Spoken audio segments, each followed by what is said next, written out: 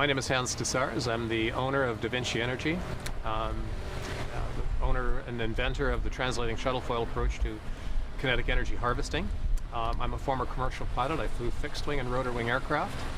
I worked for the largest aircraft manufacturer in the world for a while, so I have a good understanding of fluid dynamics, both for wind and for flowing water.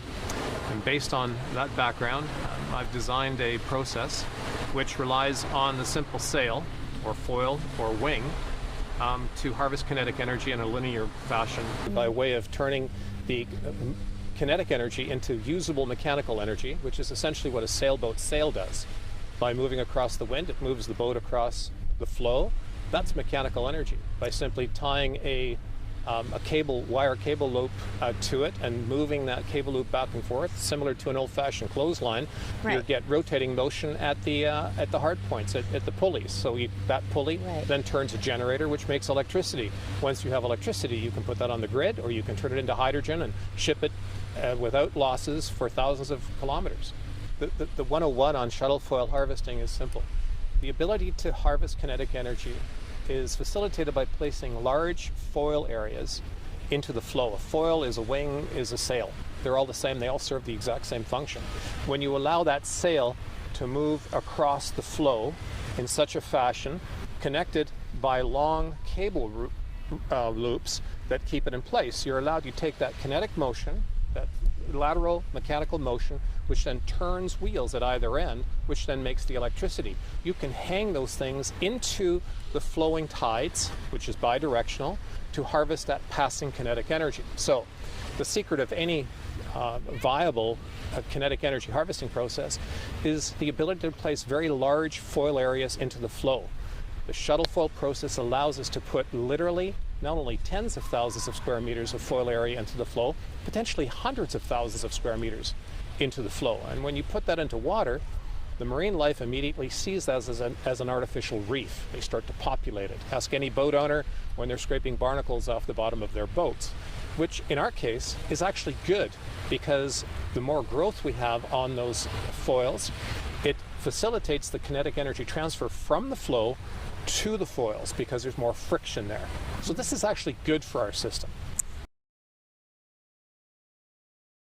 Leonardo da Vinci, whom I named the company after, created a little thing called a reaction ferry 500 years ago. The story goes that he lived in the town of Vinci, and he had a river in it, and he had to paddle across it to get across it. Didn't want to do it, so he sat down, looked at the problem, and said, gee, if I take a long rope and tie it to the front of my boat and tie the other end upstream, all I need to do with my paddle is use it as a rudder to create, if the water is flowing this way, create an angle of attack between the water and the side of the boat, and the boat will get pushed across the flow.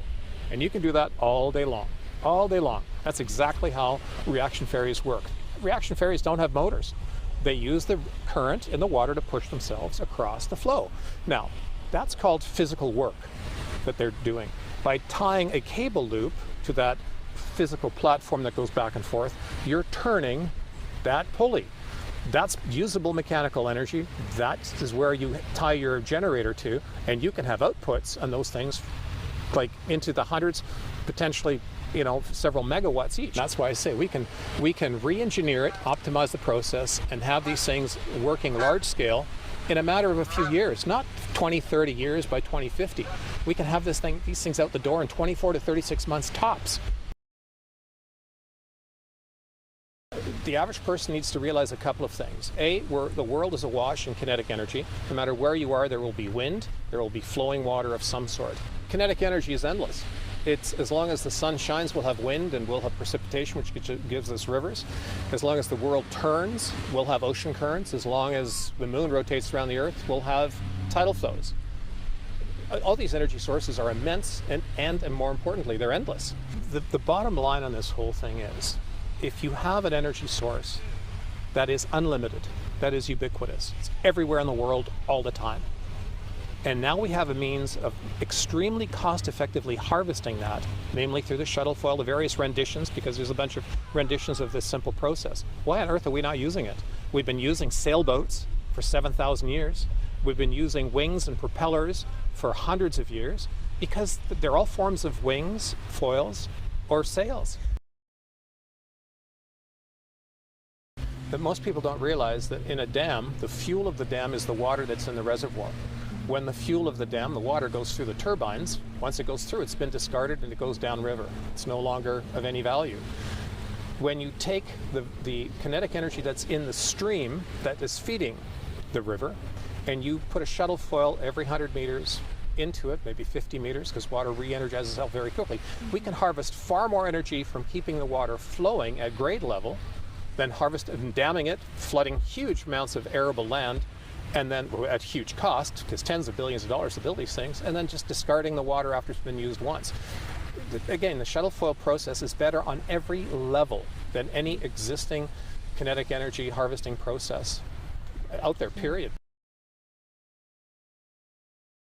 They take skinny blades, make them very long, and make them spin very fast in order for the last third of the radius of the blade to make as much contact with the wind as it passes.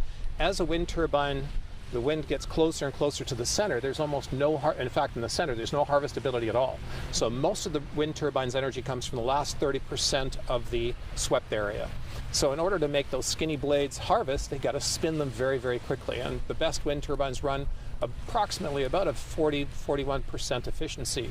Now, if we took that entire harvest area that the wind turbine sweeps and we covered that with sail area, we would have 100% efficiency, because 100% of the wind hitting that sail would make contact with it and transfer its kinetic energy to the movement of the process. They're very susceptible to rough air, high wind speeds, icing conditions, because we have a very large rotating mass with any propeller, whether it's on an airplane or on a conventional wind turbine. That rotating mass has to be perfectly balanced. If it's not balanced, it will, of course, set up a vibration to the point where a wind turbine can beat itself to death. And there's some great videos on YouTube to show what happens when a wind turbine loses control, and they just beat themselves to death. Right now, there's a big problem with being able to dispose of conventional wind turbine blades. They don't know how to do it. They're constructed out of such tough material that they quite literally are trying to find ways to decommission them. The cost of that is huge. So that's not efficient, again. It's not efficient. There's, like I said, the fact that they have such 80-meter plus long blades makes them difficult to transport. They can only be built in certain locations in the world. They have to be very specially shipped. They can't be installed in stranded locations. All those things are not issues that we have with the conventional translating shuttle foil system. You can literally put these things into a 20-foot container and move them anywhere in the world.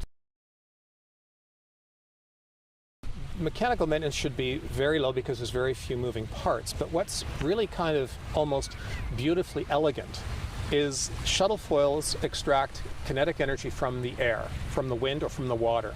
That kinetic energy can be turned into electricity, which can then be used to make electrolysis, which then makes hydrogen, which then can be used to power downstream energy systems like carbon neutral hydrocarbon fuels. Also, that electricity can be used to power direct air carbon capture technology, which literally extracts carbon from the air. Now, this is an important point. The air you breathe right now contains about 0.04% carbon. When you take that carbon out of the air, you can use that carbon to create what is called carbon nanotube materials. Carbon nanotech materials are almost indestructible, which can then be used to make the sails for the shuttle foil system. So it's a complete cycle. Right. Which is great, because that stuff will last for a very long time. In other words, the lower the maintenance, the longer something lasts, the lower the operating cost, the lower the cost per kilowatt hour of electricity that you produce. We're currently working with the University of British Columbia School of Mechanical Engineering on a demonstration contract for the Canadian military, specifically for a high Arctic installation system. But not just for a fixed position one, but for a mobile, or what they call rapid deployable system.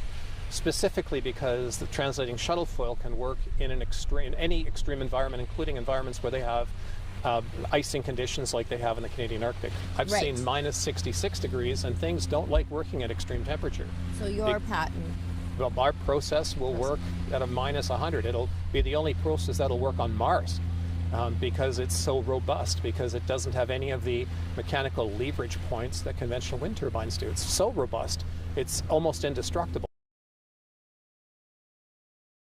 We have to show politicians that there is tremendous jobs in this, tremendous economic growth in it. Forget the fact that it's clean and it's going to save the planet. They need to know the way politicians work is there money in it for them? Is there votes in it for them? So that's one level. That absolutely is guaranteed to happen, or will happen if they adopt it. Two, we can show the really smart money people that whoever owns the clean energy market moving forward is going to have more money than God. And this technology will give them that for those far-sighted people who have the understanding that this simple process can be replicated many times everywhere in the world, and they can own energy markets in places like China, in places like India, the high energy consumers who are desperate need for clean energy. These things are fieldable anywhere because they're so cheap and so high efficient. We can put them into places where we don't have the high wind for wind harvesting that conventional wind turbines need. They don't need high flows like 3, 4, 5, 6 meter per second flow rates and tidal flows and stuff. They don't need that, because we can put so much foil area in the flow. The aggregate sum of all that energy hitting it makes for a hell of a lot of energy coming out at the generator end. I am absolutely convinced that somebody like Tom Steyer or George Soros or some of these multi-billionaires, if they were to understand how simple this process is, how they could use this thing in their neighborhood, in their state, in their city, they would jump on this, because not only do they see it's extremely good for the planet, but they can also make a bunch of money with it. But yes, they're shielded. They won't look at new stuff. And by the way, in their defense, a lot of them do not want the quote-unquote remaining optimization engineering, which there still is probably, I would say, somewhere between $50 and $100 million worth to get it to the point where we can install dam-size, 2,000-3,000 megawatt outputs. But that's fine. They can recoup that from profits. But if they knew how simple the process is, they would jump on it. For BC's Indigenous people, it could make them the richest people in the country, because they own the lands and the waters where the shuttle foil process would be extremely viable. And also not only just for energy production, but future fisheries. This enhances their fisheries and everything else. So for them, it is just an absolute windfall. We're considerably cheaper than the next closest energy generation process, which is photovoltaic. And we can operate anywhere in the world, at the high Arctic, at the equator, underwater, everywhere. It's environmentally friendly for wind harvesting, and even more important, for hydrokinetic harvesting from ocean currents or tidal flows. It's actually good for the marine environment. This thing is, like I say, it is the miracle, the clean energy miracle the world has been looking for. It's here.